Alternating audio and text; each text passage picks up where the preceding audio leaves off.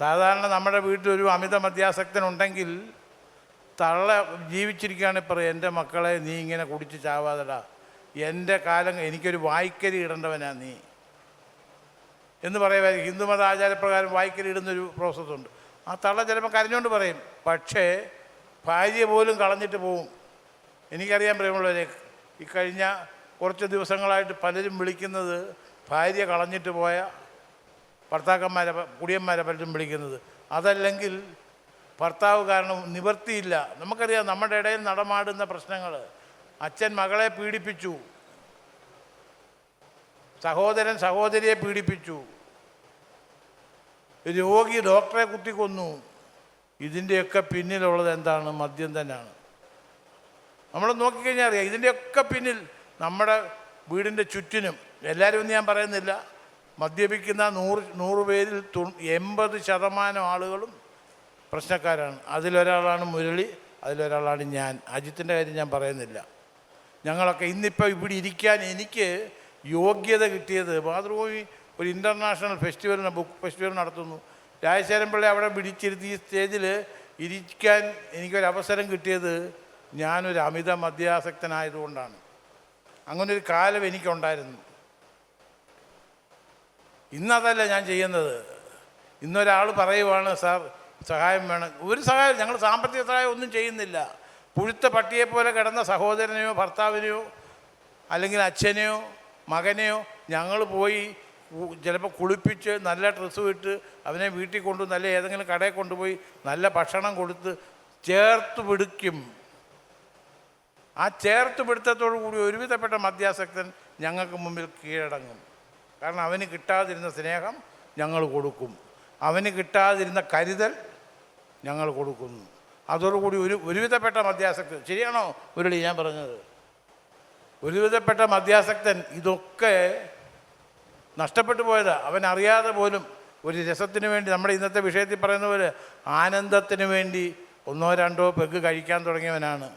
പക്ഷേ അവസാനം അവൻ ഈ ഒരു അവസ്ഥയിലെത്തുന്ന ആരും, ഞാനോ മുരളിയോ ഒന്നും ചിന്തിച്ചതല്ല.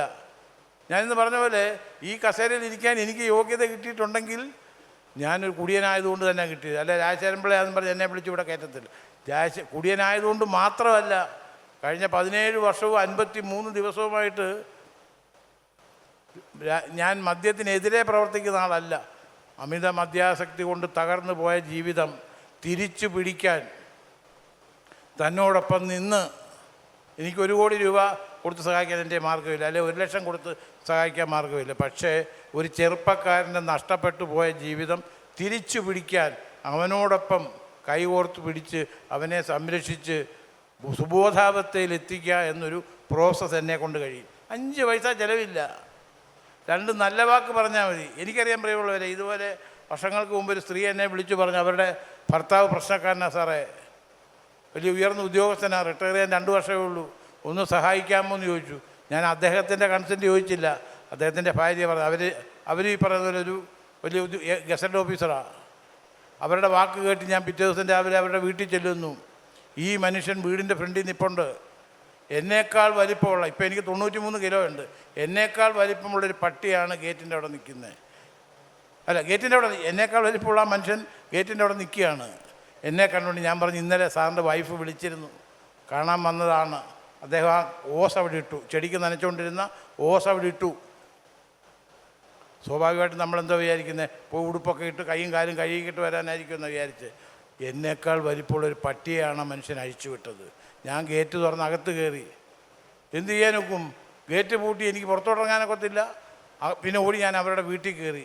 ഞാൻ ആ സ്ത്രീയോട് പറഞ്ഞു, മാഡം ഇന്നലെ വിളിച്ച ആളാണ് ഞാൻ, ഭർത്താവിന് കൈ കൊടുക്കാൻ വന്നത്, കൈ കൊടുത്ത് ചേർത്ത് പിടിക്കാൻ വന്ന് എനിക്ക് തന്ന ശിക്ഷ. പക്ഷെ അദ്ദേഹം അറിഞ്ഞിരുന്നില്ല. ഞാൻ രാവിലെ ചെല്ലുമെന്ന് ഭാര്യ പറഞ്ഞില്ല.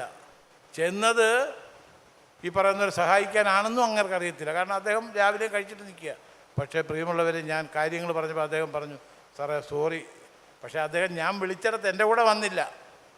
6 മാസം കഴിഞ്ഞ് അദ്ദേഹം റിട്ടയർ ചെയ്യുന്നതിൻ്റെ തലേ ദിവസം എൻ്റെ അടുത്ത് വന്നു, സാർ ക്ഷമിക്കണം, ഞാൻ അന്നൊരു ദ്രോഹം സാറിനോട് ചെയ്തു. പക്ഷേ ഞങ്ങളുടെ ആൽക്കഹോളിക്സ് അനോണിമസിൻ്റെ മീറ്റിങ്ങിൽ വരാനോ പങ്കെടുക്കാനോ അദ്ദേഹത്തിൻ്റെ അനുഭവം ഷെയർ ചെയ്യാനോ ഒന്നും തയ്യാറായില്ല. അദ്ദേഹം ഈ പറയുന്ന ഒരു 60 വയസ്സും കഴിഞ്ഞ് 3-4 ആഴ്ച കഴിഞ്ഞപ്പം മരണത്തിന് കീഴടങ്ങി. കുടിച്ച് മരിക്കുകയായിരുന്നു, കുടിച്ച് ആത്മഹത്യ ചെയ്യുകയായിരുന്നു.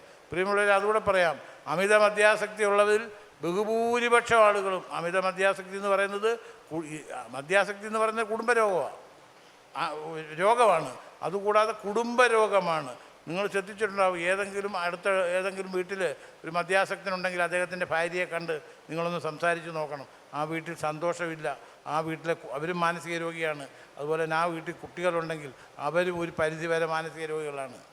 ഇതിന് ഇന്ന് വരെ ട്രീറ്റ്മെൻറ്റ് കണ്ടുപിടിച്ചിട്ടില്ല. ആൽക്കഹോളിക്സ് അനോണിമസ് നിങ്ങളോട് ഈ മദ്യാസക്തരോട് പറയുന്നത് ഒന്നും ചെയ്യേണ്ട. നേരത്തെ അജിത്ത് പറഞ്ഞ പോലെ ജാതിയില്ല, മതമില്ല, വിദ്യാഭ്യാസം പ്രശ്നമല്ല, രാഷ്ട്രീയം പ്രശ്നമല്ല, മദ്യപാനം പ്രശ്നമാണോ? യെസ്. ആ 3 അക്ഷരം പറയാൻ ഒരു മദ്യാസക്തൻ തയ്യാറാണെങ്കിൽ ആൽക്കഹോളിക്സ് അനോണിമസിലെ ഞങ്ങൾ അദ്ദേഹത്തെ സഹായിക്കാൻ ഏത് സമയത്തും, ഏത് പാതിരാത്രിയാണെങ്കിലും. അങ്ങനെ 17 വർഷത്തിന് മുമ്പ് ഒരു മെസ്സേജ് കിട്ടി വന്നിയ ഒരാളാണ് ഞാൻ.